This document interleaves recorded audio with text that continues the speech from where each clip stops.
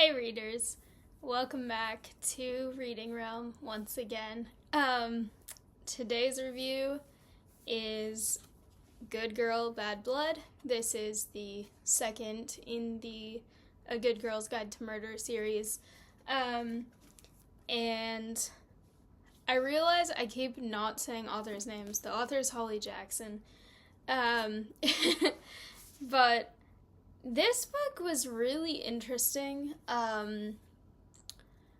because the ending made me very emotional, and I wasn't expecting to be as emotional over this book as I was.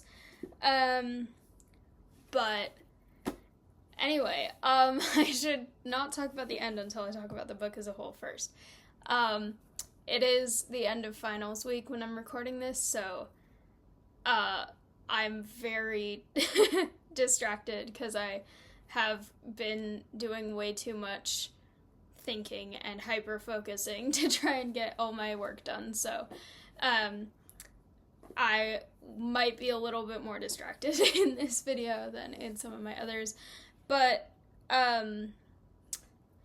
this book was really interesting because well, first of all, this is actually the book that mentions the phrase A Good Girl's Guide to Murder. The one actually called A Good Girl's Guide to Murder doesn't actually say that name. But it is it is used here. It's very interesting because it's kind of almost like a withdrawal kind of situation for the protagonist after like diving completely into the case that she was working on in the past, to the point that it was like unhealthy for her and putting people she cared about at risk and putting her family at risk. And so after that ended, she basically swore off detectiving. She's like, I'm done. I'm not gonna try and do any of this anymore. Until something happens to a person that she actually knows, where this person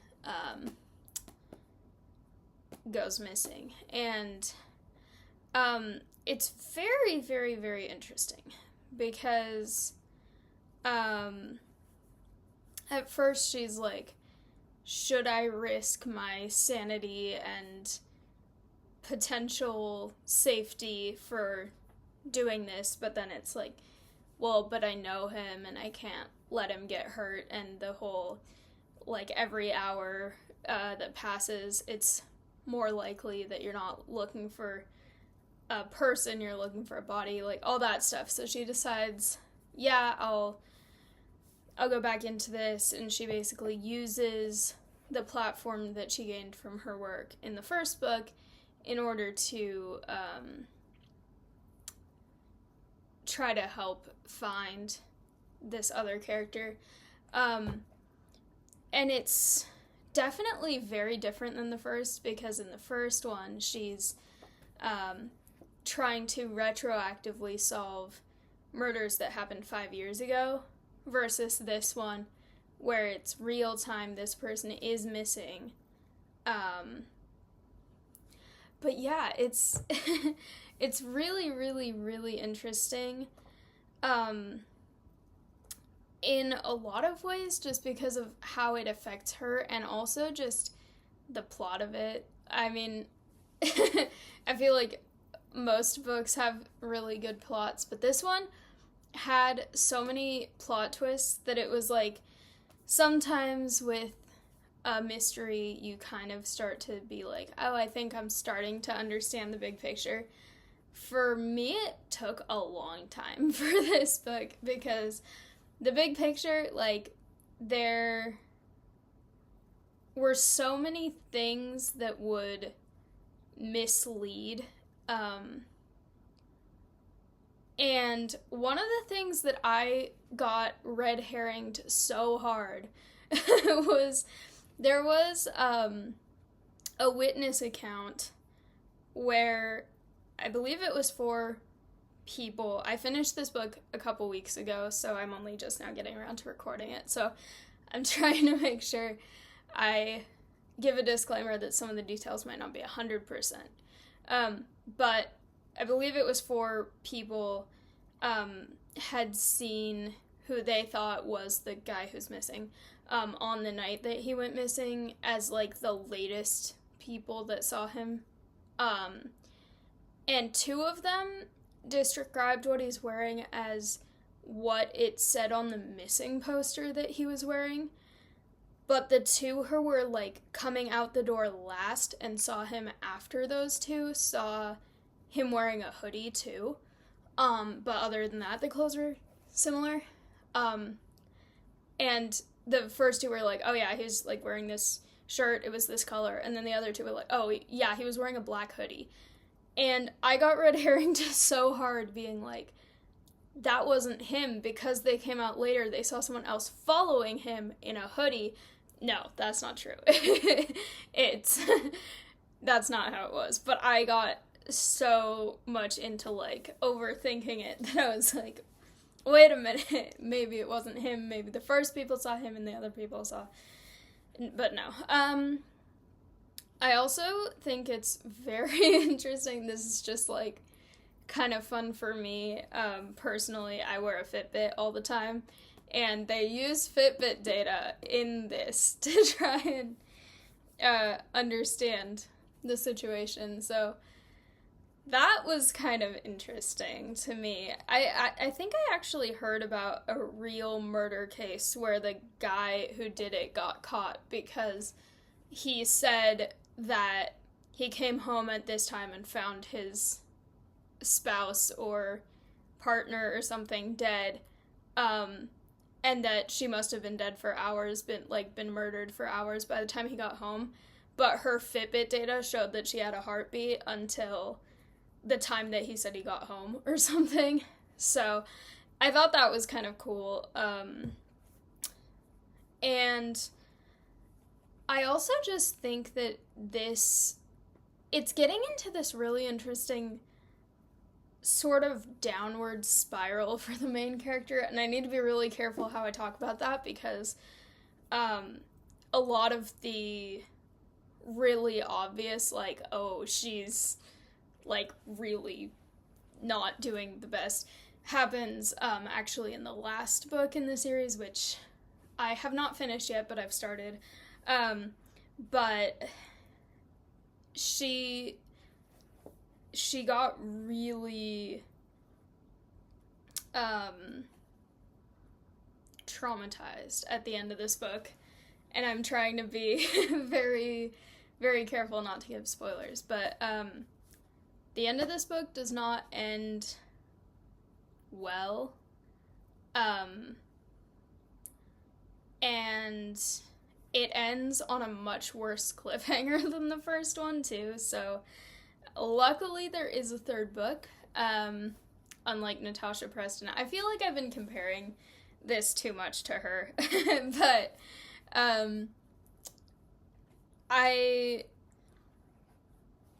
there are moments in this where you can see, like, oh, she's not as innocent as she used to be. There's a certain vandalism scene that when it happened, I was like, what the heck? This is so, like, it feels out of character if you think about everything the way she was in the first book, but then when you see kind of, like, how this book has gone, you're like, you know what, actually, maybe I might kind of understand where she's coming from.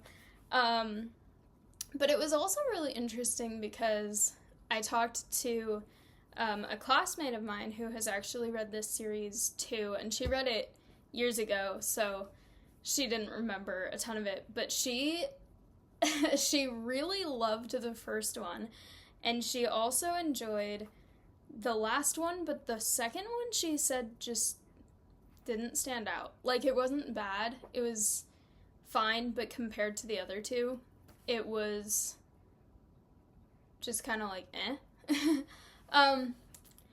And I thought that that was interesting because it's like, for me, I feel like this book is different, obviously, because, like I said, it is taking place in more of a real time, like, he's missing actively now.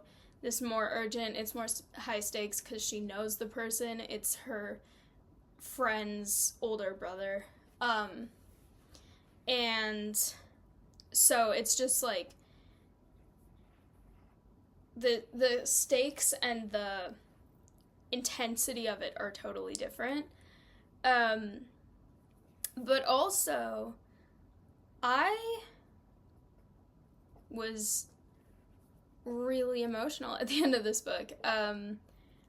And I was not expecting to be, because for a lot of this book I was like, ooh, this is so interesting, what's gonna happen next? But I wasn't super emotionally invested in it.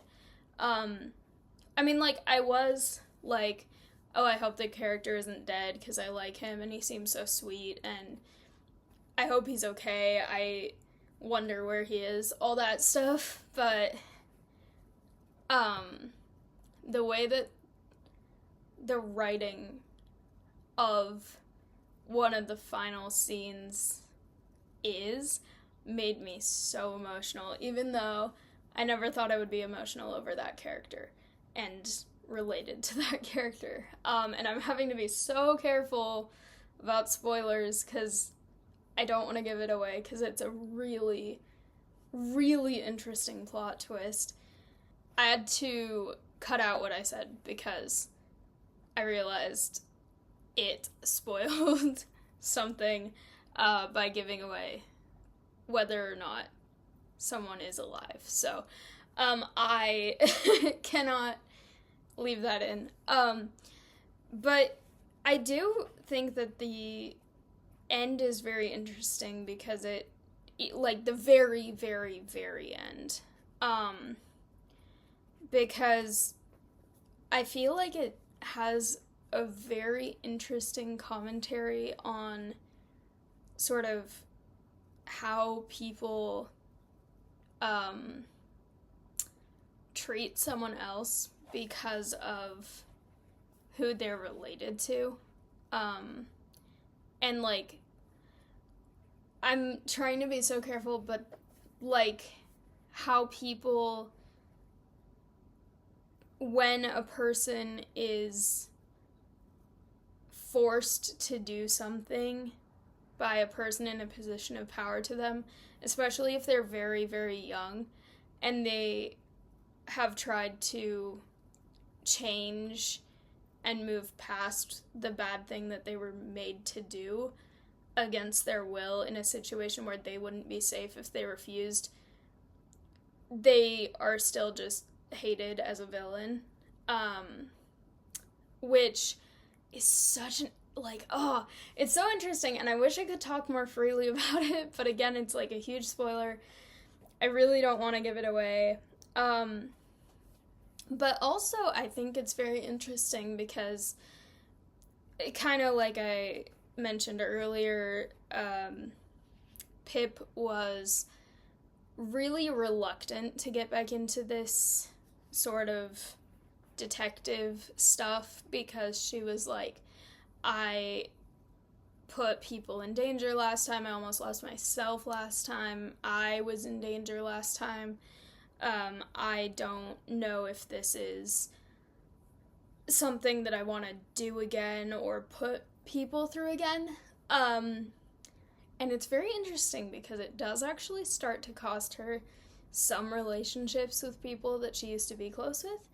But also, she starts to make a friendship with a character that it's astonishing that she kind of starts to get along with this character based on how they felt toward each other in the first book and earlier in this book.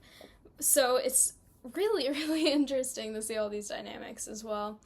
And I think it's also really, really interesting to see the way that the friend group that she's in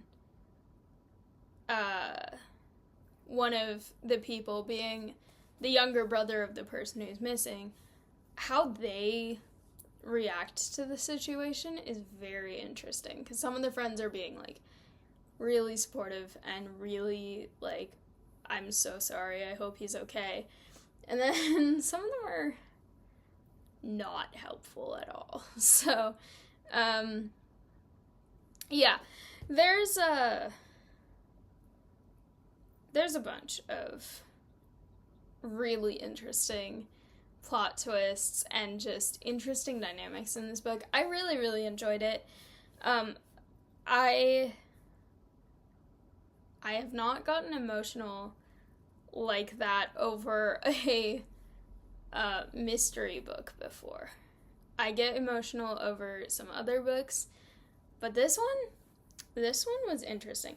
Also, I do have to say, and I'm going to definitely talk about this more when I do the full review of the third book, but the beginning of the third book is really hard for me to get through right now. Not from like an emotional way, like it's distressing to me or anything like that, but it's just compared to how the character was before, she's not, some of her behaviors are very inconsistent with what they've been in the past in a negative way. And so it's kind of like I have to sort of reset and be like, okay, take this book, like, just read it and see where it goes, because I don't know. But it's definitely not, she's not really the same carefree person that she was earlier. And I feel like carefree maybe isn't the right word to use for her for a while, but, like, she's not doing super well at the start of the third book, and so I hope that she gets better. And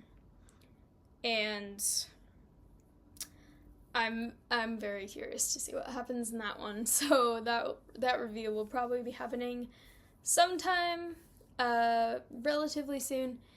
I still have a little stack down here of books that I need to get through that I have read already, and I'm still waiting to film and post the reviews to. But yeah,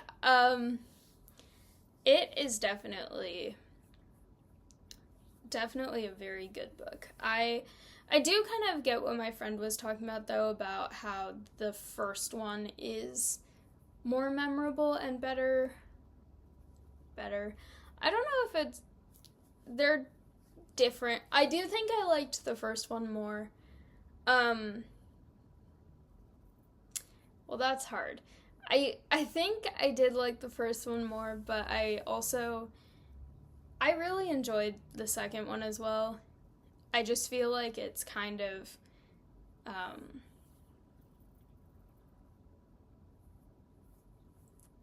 it's not quite as unique, because there's so many missing person stories in murder mystery or mystery in general, and I feel like there are fewer, like, retroactively solving it but still being affected by what happened, and who has done things kind of book, which made the first one really interesting and really unique. So, overall, I recommend it. I recommend the whole series, or at least the 2 books plus Killjoy that I've read so far. I will see how I feel about the third one. I'm not sure yet. So far it's been, I'm not very far into it, but so far it's been my least favorite, just with how it started off. But we'll see how I feel after I'm done. But for now, thank you all so much. I hope if you've read it or if you are interested in reading it, let me know. what you think. Let me know what you're currently reading. And thank you so much for watching, and keep reading. Bye!